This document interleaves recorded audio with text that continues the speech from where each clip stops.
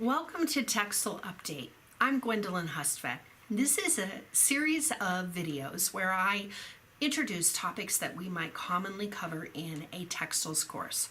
And the short topic today is about knitting. Of course, knitting is something that we might think of as older people doing, but actually knitting is not as old as weaving. We don't have evidence within the archaeological record that human beings knew how to weave, knew how to knit in the same way that we knew that they knew how to weave.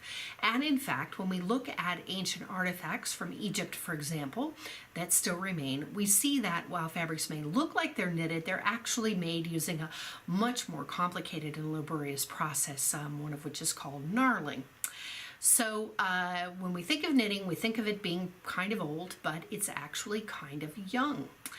Knitting is something that we now think of as a thing that ladies do, but actually for a very long time knitting is something that people like shepherds could do by themselves when they were out taking care of sheep, and many famous knitters are in fact men. So we love making activities gendered, don't we? But knitting is not one of them.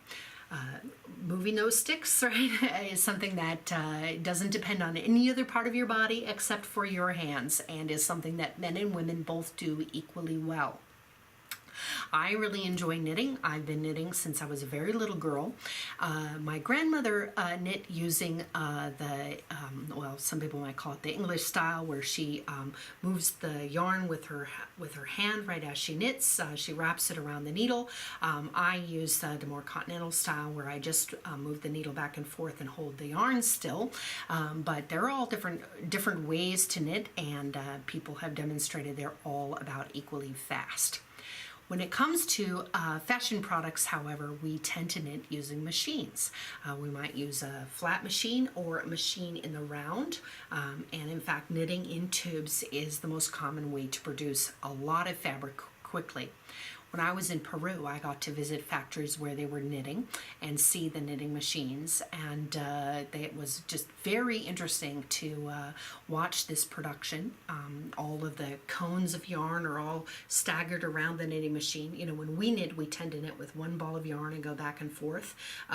When people knit in groups, which is something that they do in places like the Faroe Islands, we might have two people knitting, and the fabric will travel around between them, so they would have two or maybe four if they're using a couple colors, balls of yarn.